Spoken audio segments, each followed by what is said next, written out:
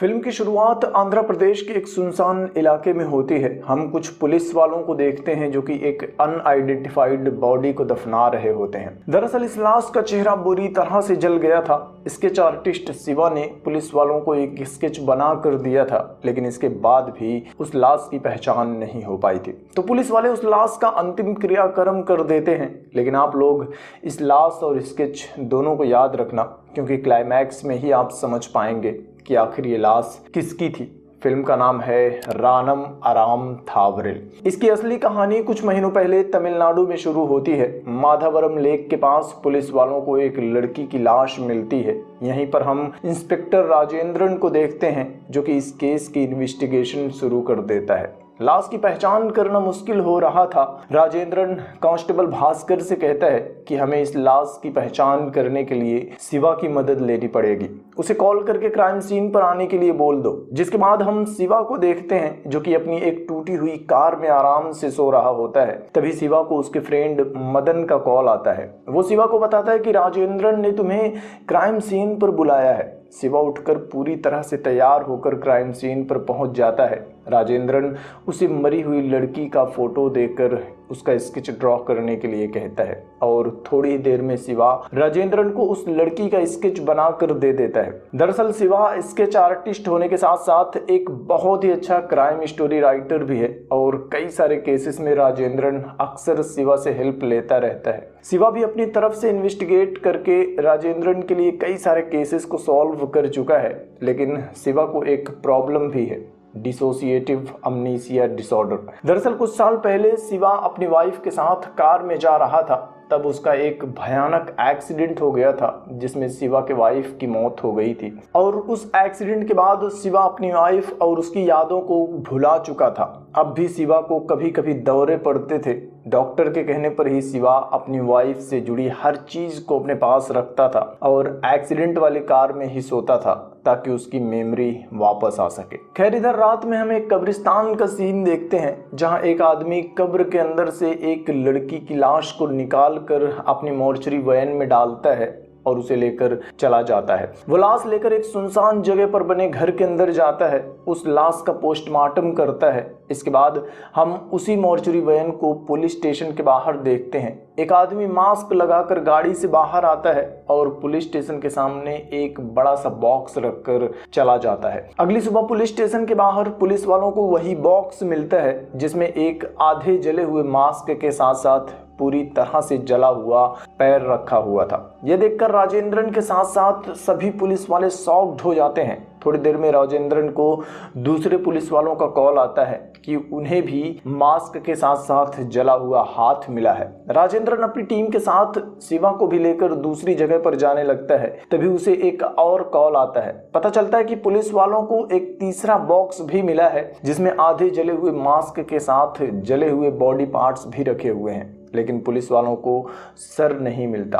3 box में body parts मिलने की वजह से पूरे शहर में हड़कंप मच जाता है। मीडिया में भी यही न्यूज दिखाई जा रही होती है। पोस्टमार्टम करने वाला डॉक्टर राजेंद्रन को बताता है कि मरने वाला मुसलमान था। इससे ज्यादा मैं आपको कुछ भी नहीं बता सकता। ऑटोप्सी रिपोर्ट का इंतजार कीजिए। जिसके बाद राजेंद्रन शिवा से कहता है कि तुम भी अंदर जाकर बॉडी को देख लो, शायद इस केस में तुम्हारी मदद की जरूरत पड़े।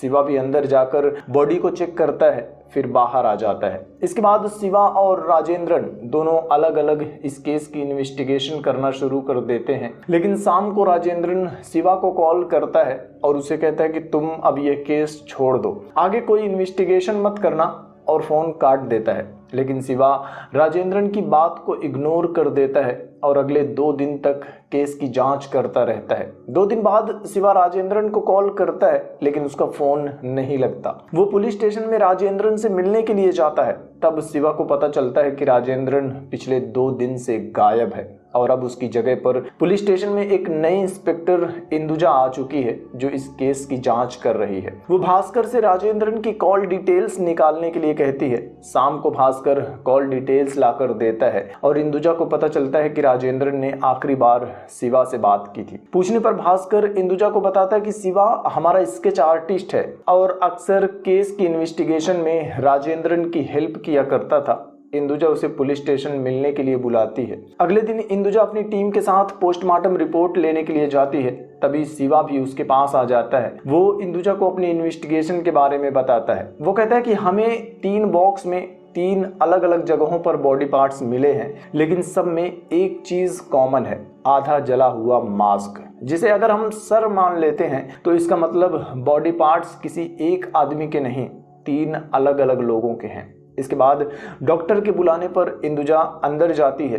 तब डॉक्टर भी इंदुजा को वही बात बताता है कि बॉडी पार्ट्स अलग अलग विक्टिम्स के हैं। यह सुनकर इंदुजा शॉक्ड हो जाती है, लेकिन अब उसे शिवा की काबिलियत के बारे में पता चल चुका था। वो शिवा से कहती है कि मैं जब भी बुलाऊंगी तुम पुलिस स्टेशन आ जाना। आगे की इन्वेस्टिगेशन में इंदुजा को पता चलता है कि राजेंद्रन ने अब तक केस में जो भी जांच की थी उसकी पूरी फाइल ही गायब है, और जिस रात राजेंद्रन गायब हुआ उस रात का सारा सीसीटीवी फुटेज भी किसी ने डिलीट कर दिया है। इधर शिवा अपने घर पर होता है कि तभी उसे याद आता है कि 2 महीने पहले लेक के पास जो लाश मिली थी उसकी पहचान नहीं हो पाई थी, और उसी टाइम पर एक और औरत पुलिस स्टेशन में कंप्लेंट लिखवाने आई थी कि कब्रिस्तान से उसकी बेटी की लाश गायब हो गई है। वो तुरंत पुलिस स्टेशन में जाता है और इंदुजा को सब कुछ बताता है और कहता है कि इन दोनों केसेस का कोई ना कोई कनेक्शन हो सकता है, हमें इसकी जांच करनी चाहिए। इंदुजा तुरंत फाइल निकालकर शिवा के साथ मिलकर जांच करना शुरू कर देती है। वो लोग कब्रिस्तान जाते हैं। इस बीच में इंदुजा भास्कर को कॉल करती है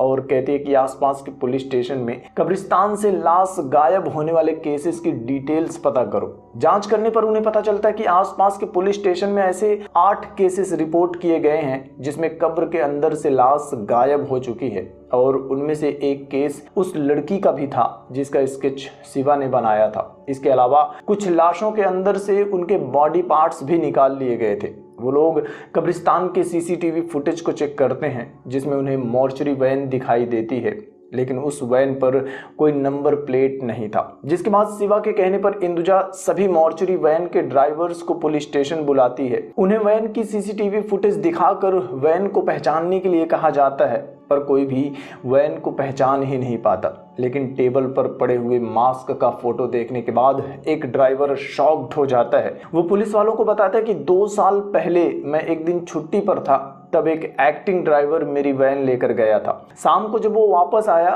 तब मैंने ये वाला मास्क अपनी गाड़ी में देखा था। 1 हफ्ते बाद वो ड्राइवर वापस आया था और मास्क लेकर चला गया था, जैसे कि वो बहुत कीमती हो। जिसके बाद शिवा को एक आइडिया आता है। वो सभी ड्राइवर से अपने अपने ग्रुप में वांटेड एक्टिंग ड्राइवर का मैसेज भेजने के लिए कहता है। जिसके बाद सभी एक्टिंग ड्राइवर्स अपना अपना लाइसेंस ग्रुप में शेयर करने लगते हैं। शिवा वो सारे लाइसेंस इस ड्राइवर को दिखाता है। फाइनली ये ड्राइवर एक आदमी को पहचान जाता है और शिवा से कहता है कि ये वही आदमी है जो उस दिन मेरी गाड़ी लेकर गया था। उस एक्टिंग ड्राइवर का नाम होता है कैलासन। इंदुजा उसका नंबर ट्रैक करके उसकी लोकेशन पता कर लेती है। कैलासन एक कब्रिस्तान में होता है। इंदुजा छुप छुप कर उसका पीछा कर रही होती है। कैलासन रात में उसी सुनसान पुरानी वाली बिल्डिंग में चला जाता है। बिल्डिंग में रेड मारने के लिए इंदुजा बैकअप बुलाती है। दूसरी तरफ शिवा भी अपने घर पर केस के बारे में ही सोच रहा होता है। उसे लगता है कि अभी भी इस केस में कुछ ना कुछ मिसिंग जरूर है। वो भी इंदुजा के पास जाने लगता है। इधर इंदुजा रेड मारने के लिए बिल्डिंग के अंदर चली जाती है। वो कैलासन को पकड़ने वाली ही होती है, लेकिन कैलासन उसे जख्मी करके बिल्डिंग से बाहर भाग जाता है। At the same time Shiva भी वहां पहुंच जाता है। वो कैलासन को पकड़ लेता है, लेकिन तभी अपनी बीमारी की वजह से शिवा का पूरा शरीर सुन्न पड़ जाता है और कैलासन उससे छूटकर वहां से भाग जाता है। इधर पुलिस वालों को बिल्डिंग में कई सारी लड़कियों की लाश मिलती है। कैलासन ने उन्हें पूरी तरह से सजा कर रखा था कि जैसे वो जिंदा हों। इंदुजा बाहर आती है तब तक भास्कर भी नॉर्मल हो जाता है। वो इंदुजा को बताता है कि कैलासन के साथी उसे भगा कर ले गए हैं। पुलिस वाले चारों तरफ नाकाबंदी लगा देते हैं, लेकिन अगली सुबह एक पुलिस स्टेशन के बाहर पुलिस वालों को एक बॉक्स मिलता है जिसमें मास्क के साथ जला हुआ सर होता है। इंदुजा फिर से शिवा को बुलाकर उस सर का स्केच ड्रॉ करने के लिए कहती है। शिवा स्केच बनाता है जिसे देखकर सब लोग हैरान हो जाते हैं, क्योंकि वो स्केच कैलासन का ही था। यह देखकर इंदुजा शिवा से पूछती है कि अगर यह सर कैलासन का है, अगर सारे मर्डर कैलासन नहीं कर रहा था, तो आखिर असली कातिल है कौन? लेकिन इसका जवाब फिलहाल किसी के पास नहीं था। खैर, अगले दिन इंदुजा शिवा को एक कॉफ़ी शॉप में मिलने के लिए बुलाती है। वो शिवा से पूछती है कि आखिर कैलासन तुमसे छूटकर भाग कैसे गया। तब शिवा उसे अपनी प्रॉब्लम के बारे में बताता है। दरअसल एक्सीडेंट के बाद से ही जब भी शिवा ज़्यादा स्ट्रेस में होता है तब कुछ मिनट के लिए उसकी बॉडी फ्रीज हो जाती है। यह सुनकर इंदुजा कहती है कि अगर ऐसा है तो तुम इस केस से दूर रहो, इसमें तुम्हारी जान को भी खतरा है। शिवा कहता है कि ऐसा नहीं हो सकता, क्योंकि उस रात जब मैं फ्रीज हो गया था तब मैंने कैलासन के साथ एक और आदमी को भी देखा था और वही असली कातिल हो सकता है। लेकिन इंदुजा कहती है कि उस वक्त तुम फ्रीज थे तो तुमने कैसे देख लिया। वो शिवा की बात पर भरोसा नहीं करती।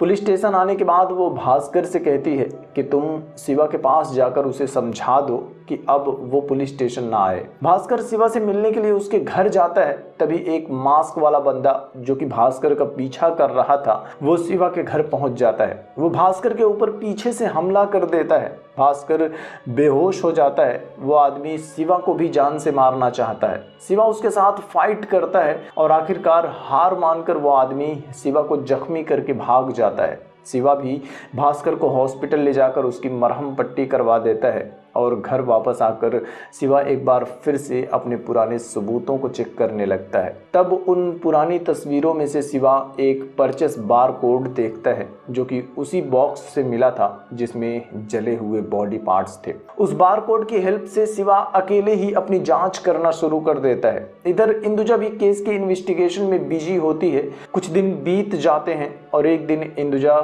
शिवा को कॉल करती है। वो शिवा को पुलिस स्टेशन में मिलने के लिए बुलाती है, लेकिन शिवा कहता है कि फिलहाल मैं आंध्रा में हूँ, वापस आने के बाद तुमसे मिल लूंगा। और यही सीन हमने फिल्म के शुरुआत में देखा था, लेकिन यहाँ हुआ क्या था यह भी आपको आगे पता चल जाएगा। अगले दिन वापस आकर शिवा इंदुजा के पास पुलिस स्टेशन में जाता है और अपनी इन्वेस्टिगेशन की फाइल इंदुजा को देकर कहता है कि तुम ये रिपोर्ट पढ़ लो, मैं बाहर इंतजार कर रहा हूँ। इंदुजा रिपोर्ट पढ़ना शुरू करती है। तब फ्लैशबैक में हमें एबिल हॉस्पिटल में काम करने वाली एक नर्स कल्की के बारे में पता चलता है। दरअसल कल्की का हस्बैंड नहीं था, लेकिन उसकी एक बेटी थी। कल्की अपनी बेटी से बहुत प्यार करती थी और उसने एक फ्लैट भी खरीदा था जो कि वो अपनी बेटी के बर्थडे पर उसे सरप्राइज गिफ्ट देना चाहती थी। लेकिन बर्थडे से एक दिन पहले ही कल्की की बेटी का एक्सीडेंट हो जाता है। कल्की के कहने पर एम्बुलेंस वाले उसे लेकर एबिल हॉस्पिटल पहुंचा देते हैं। डॉक्टर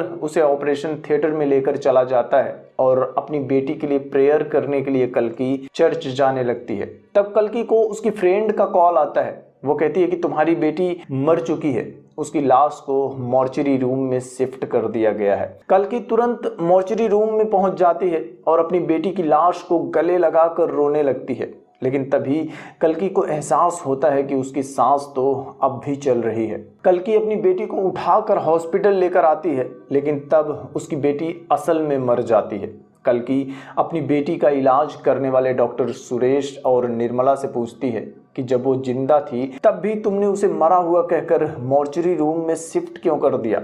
इसी गुस्से में कल्की अपने फ्रेंड के साथ सीधा पुलिस स्टेशन जाती है। डॉक्टर्स और हॉस्पिटल मैनेजमेंट के ऊपर केस कर देती है, लेकिन इंस्पेक्टर राजेंद्रन कार्रवाई करने के बजाय डॉक्टर और हॉस्पिटल मैनेजमेंट के साथ मिलकर डील कर लेता है और उन्हें आइडिया भी देता है कि अगर खुद को बचाना चाहते हो तो उसकी लाश के साथ साथ पूरी मॉर्चरी रूम को आग लगा दो, जिससे कि सारे सबूत मिट जाएंगे। इधर कल्की पुलिस स्टेशन से हॉस्पिटल आती है तो जलती हुई मॉर्चरी और अपनी बेटी की जली हुई लाश देखकर बुरी तरह से टूट जाती है। वो वापस अपने उसी फ्लैट पर जाती है और बालकनी से कूद कर अपनी जान दे देती है। शिवा की फाइल पढ़ने के बाद इंदुजा शिवा के पास जाती है और उसे कहती है कि मेरी इन्वेस्टिगेशन में भी यही सब पता चला था। वो बॉडी पार्ट्स जो हमें मिले थे 3 अलग अलग लोगों के थे, निर्मला, सुरेश और असलम। लेकिन अगर कल्की मर चुकी है तो ये सब कर कौन रहा है। तब शिवा कहता है कि कल्की ने मरने की कोशिश की थी, लेकिन वो मरी नहीं, जिंदा है, क्योंकि उसकी मौत का कोई प्रूफ नहीं है। मे बी वो किसी तरह से बच गई थी और अब उन लोगों को मार रही है जो उसकी बेटी की मौत के जिम्मेदार हैं। इंदुजा कहती है कि हॉस्पिटल के डीन सुरेश का बेटा जसवंत भी कुछ दिनों से गायब है।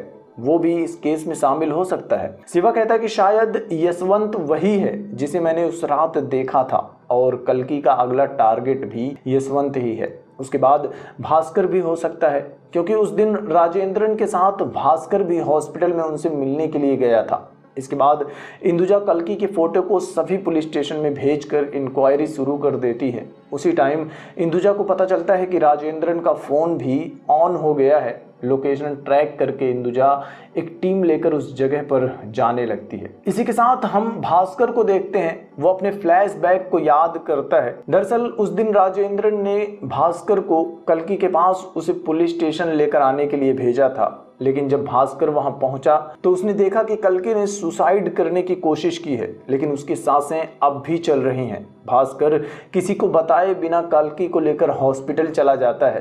कल्कि कुछ महीनों तक कोमा में रहती है। इस दौरान भास्कर ही उसका पूरा ख्याल रखता है, लेकिन भास्कर ने ही राजेंद्रन को बताया था कि कल्कि ने सुसाइड कर ली है। कल्कि के कोमा से बाहर आने के बाद भास्कर ने ही कल्कि को सारी सच्चाई बताई थी। दरअसल कैलाशन मॉर्चरी रूम में काम करता था और लाशों के साथ गलत काम किया करता था, और एक दिन यशवंत ने भी कैलाशन को लाश के साथ गलत काम करते हुए देख लिया था, जिसके बाद यशवंत भी कैलाशन के साथ मिलकर लाशों के साथ गलत काम करना शुरू कर देता है। और फिर असलम नाम का एक आदमी उन दोनों को देख लेता है। वो दोनों को ब्लैकमेल करना शुरू कर देता है और अपना राज छुपाने के लिए वो दोनों असलम को पैसे भी देते थे।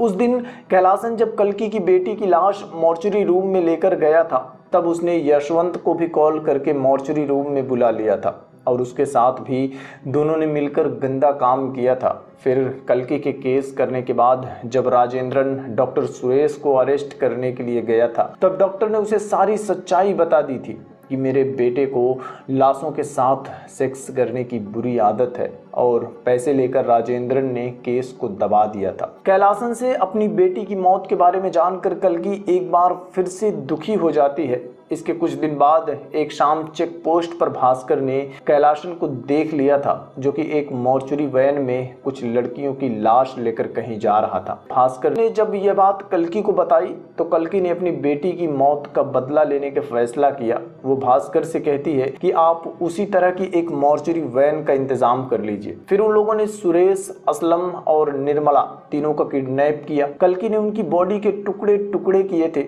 और जलाने के बाद उन टुकड़ों को उसी वैन से पुलिस स्टेशन के सामने रख दिया था, ताकि सीसीटीवी फुटेज देखने के बाद राजेंद्रन कैलाशन पर शक करे। और जब केस की इन्वेस्टिगेशन करते हुए राजेंद्रन को बॉक्स के ऊपर का बारकोड मिल गया था, तब राजेंद्रन समझ चुका था कि भास्कर के साथ मिलकर कल्कि ने ही यह सब कुछ किया है। लेकिन कल्कि ने राजेंद्रन का भी किडनैप कर लिया था और उस रात कैलाशन को भी कल्कि और भास्कर ने ही मिलकर किडनैप किया था। खैर, अब प्रेजेंट में हम देखते हैं कि इंदुजा अपनी पूरी टीम के साथ लोकेशन पर पहुंच जाती है, लेकिन राजेंद्रन वहां नहीं होता। वहां एक बॉक्स में राजेंद्रन के फोन के साथ एक जला हुआ सर रखा था। इंदुजा तुरंत शिवा को कॉल करके लोकेशन पर बुलाती है और जला हुआ सर देखकर स्केच बनाने के लिए कहती है। शिवा स्केच बनाना शुरू करता है, लेकिन इसी के साथ साथ एक बार फिर से फ्लैशबैक में हम एक और ट्विस्ट देखते हैं। दरअसल कुछ दिन पहले शिवा जब इन्वेस्टिगेशन कर रहा था, तब उसे बारकोड से ही भास्कर के बारे में पता चल गया था। भास्कर का पीछा करते हुए शिवा कल्कि के अड्डे पर भी पहुंच गया था, जहां पर कल्कि ने राजेंद्रन को बांध कर रखा था। वो राजेंद्रन को छुड़ाने की कोशिश करता है, तब कल्कि उसके पास आती है, उसे सारी सच्चाई बताती है कि आखिर 2 साल पहले उस एक्सीडेंट में हुआ क्या था। उसी टाइम पर यशवंत भी वहां आ जाता है। वो राजेंद्रन को छुड़ा लेता है और फिर दोनों मिलकर कल्कि को जान से मार देते हैं। वो दोनों शिवा को भी मारने वाले होते हैं, लेकिन खुद को बचाते हुए शिवा राजेंद्रन और यशवंत को मार देता है। फिर कल्कि की तरह उनकी बॉडी के टुकड़े टुकड़े करके जला देता है और कल्कि की फ्रेंड की हेल्प से राजेंद्रन की बॉडी को आंध्रा लेकर चला जाता है और एक सुनसान जगह पर फेंक देता है। लाश मिलने के बाद आंध्रा पुलिस शिवा से स्केच बनाने के लिए कहती है। तब शिवा उनके लिए एक ऐसे आदमी का स्केच बनाता है जो कि किसी से मैच ही नहीं करता, और आंध्रा पुलिस राजेंद्रन की लाश को अनआइडेंटिफाइड लाश मानकर अंतिम क्रियाक्रम कर देते हैं। यही सीन हमें इस फिल्म की शुरुआत में दिखाया गया था। इधर प्रेजेंट में शिवा यशवंत का स्केच बनाता है, जिसे देखने के बाद सभी पुलिस वाले शॉक्ड हो जाते हैं। इंदुजा उसे पूछती है कि अगर यशवंत भी मर चुका है तो राजेंद्रन का क्या हुआ। शिवा कहता है कि राजेंद्रन के साथ क्या हुआ ये जानने के लिए पहले कल्कि को ढूंढना होगा, जबकि शिवा सच्चाई जानता था कि राजेंद्रन और कल्कि दोनों मर चुके हैं। केस में इंदुजा को कोई सबूत नहीं मिल रहा था, इसलिए यह केस CBCID को ट्रांसफर कर दिया जाता है। लेकिन अब सवाल आता है कि आखिर शिवा ने कल्कि का साथ क्यों दिया। दरअसल 2 साल पहले कल्कि की बेटी को बचाते हुए ही शिवा और उसकी वाइफ का एक्सीडेंट हुआ था, लेकिन एक दूसरी गाड़ी वाले ने कल्कि की बेटी को टक्कर मार दिया था। कल्कि की बेटी और शिवा की वाइफ दोनों को एक साथ ही एक ही एम्बुलेंस में एविल हॉस्पिटल लेकर जाया गया था, जहां मॉर्चरी रूम में यशवंत और कैलासन ने मिलकर शिवा की वाइफ की लाश के साथ भी संभोग किया था। और यही बात कल्कि ने उस दिन शिवा को बताई थी कि 2 साल पहले उस एक्सीडेंट के बाद क्या हुआ था। सबसे आखिर में हम शिवा को देखते हैं, जो कि कल्कि की बेटी की कब्र पर जाकर फूल रखता है। तभी वहां भास्कर भी आ जाता है।